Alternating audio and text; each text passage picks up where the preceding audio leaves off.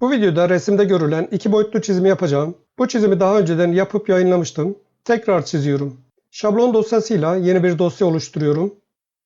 İçli çark çizimiyle çizime başlıyorum. Buradaki ölçüler çap ölçüsüyle verilmiş. Çember komutu center diameter, merkez çap. Merkez noktayı tıklıyorum. Çap ölçüsü 55. Komut tekrarını buradan veriyorum. İkinci bir çember, merkez noktası, ikinci çap 64.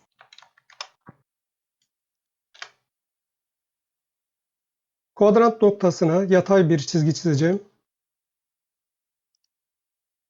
Ortoyu açıyorum. Enter.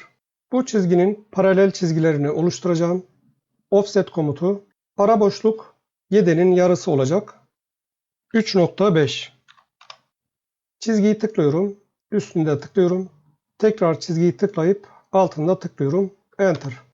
Bu çizgiyi seçiyorum. Siliyorum. Fazlalıkları trimle atıyorum.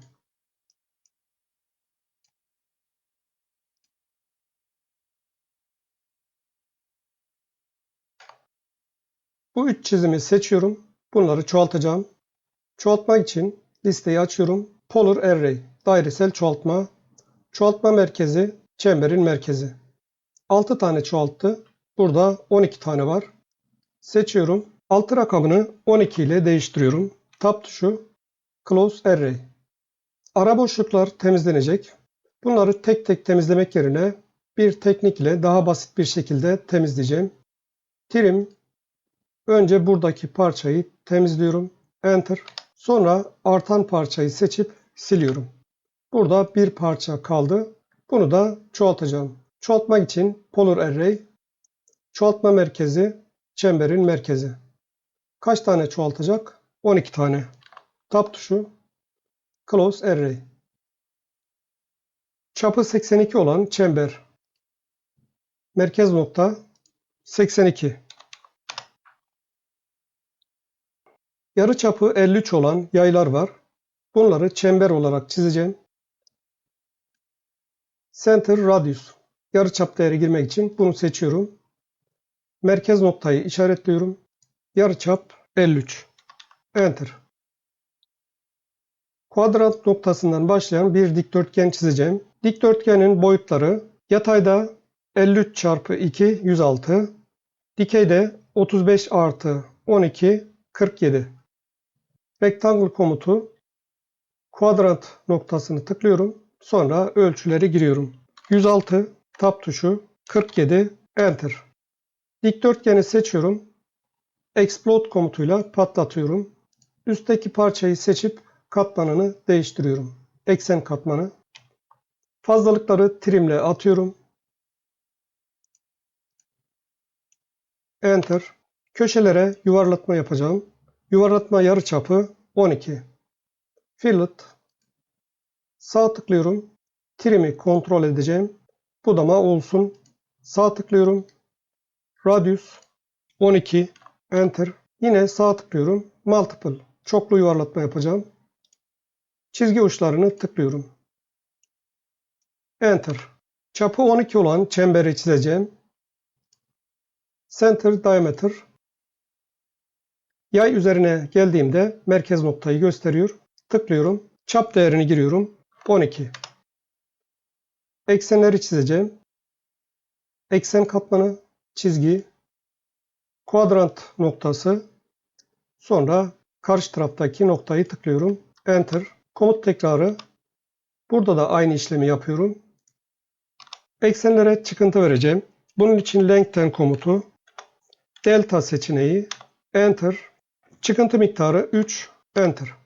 Çizgi uçlarını tıklıyorum. Bu ekseni de uzatıyorum. Enter. Bu çizimin yansımasını burada oluşturacağım. Çizimi seçiyorum. Mirror komutu. Buradaki orta noktayı tıklıyorum. Orta açık. Dikeyde bir nokta tıklıyorum. No'yu tıklıyorum. 30 derece açılı bu ekseni çizeceğim. Ekseni başlangıçta tamamını çizmeyeceğim. Buraya kadar olan kısmını çizeceğim. Buraya kadar olan kısmının boyu 82'nin yarısı 41 artı 24. eşittir 65. 65 uzunluğunda bir çizgi. Orta noktayı tıklıyorum. Ortoyu kapatıyorum. Sonra Tab tuşuna basıyorum. Açı gireceğim. 30 derecelik açı oluşturmak için burada 60 girmem gerekiyor. Tab tuşu. Şimdi uzunluk belirteceğim. Uzunluğu 65 olarak giriyorum. Enter. Enter ile komutu sonlandırdım. Şimdi bu uç noktaya çember çizeceğim. Bu çemberin çapı burada belirtilmemiş. Sadece burada ölçü var. O yüzden çap 12 olarak alacağım. Katmanı değiştiriyorum. Center diameter. Merkez nokta. Çap 12. Ekseni 20 birim uzatacağım. Diğer çemberi çizmek için. Lengthen komutu. Delta 20. Enter. Çizgi ucunu tıklıyorum. Enter. Şimdi çemberi çizeceğim. Çember komutu. Uç nokta. Çap değeri girmiyorum. Enter. Aynı çapta çemberi çizdi. Bu çizgileri çizmek için eksenin paralellerini oluşturacağım. Paralel çizmek için offset komutu. Aradaki boşluk ne kadar olacak? 13. 13 giriyorum. Enter. Ekseni tıklıyorum. Solunda tıklıyorum. Tekrar ekseni tıklayıp sağında tıklıyorum. Enter. Çizgileri seçip katmanını değiştiriyorum. 0 katmanı. Escape. Yarıçapı 13 olan yayı çizeceğim. Bu yayı yay komutuyla çizebiliriz. Ancak daha basit, pratik bir yöntem var. Onu kullanacağım. Fillet komutu. Çizgi uçlarını tıklıyorum. Yarıçapı 13 olan yay çizildi. Şimdi buradaki fazlalıkları atacağım. Yayı seçiyorum. Sonra trim komutunu veriyorum. Böyle yaptığımda bu seçili olan çizgi sınır oluyor. Sınırın bu tarafındaki çizgileri atıyorum. Enter. Komut tekrarı için Enter. Ara boşluğu da çıkarıyorum. Enter.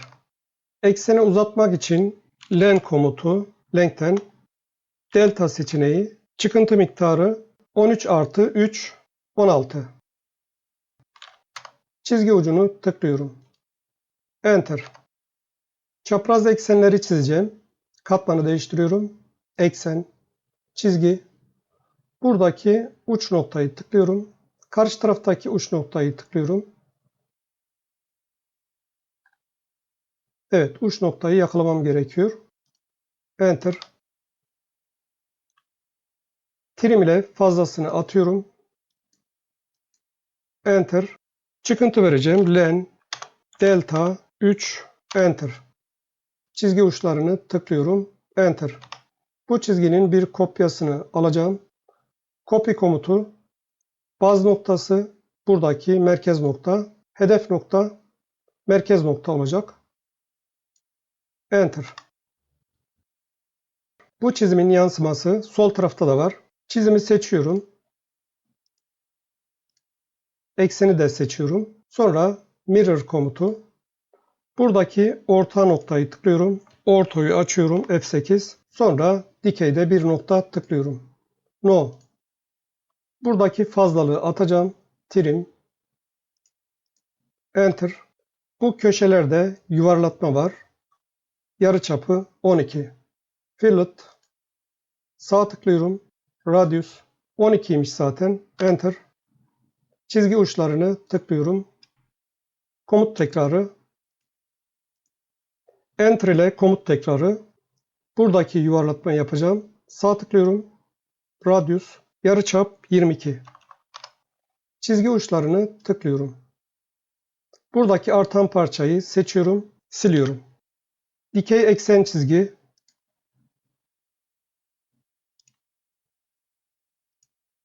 Eksene çıkıntı.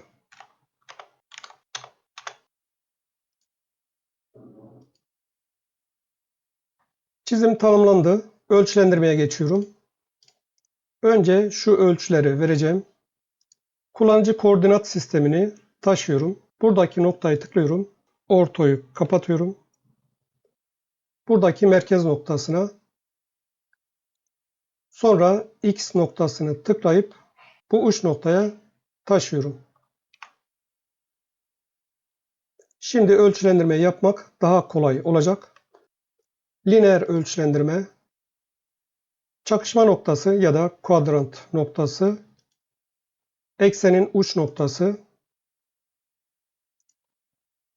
Ölçüyü veriyorum. Ölçüyü devam ettiriyorum.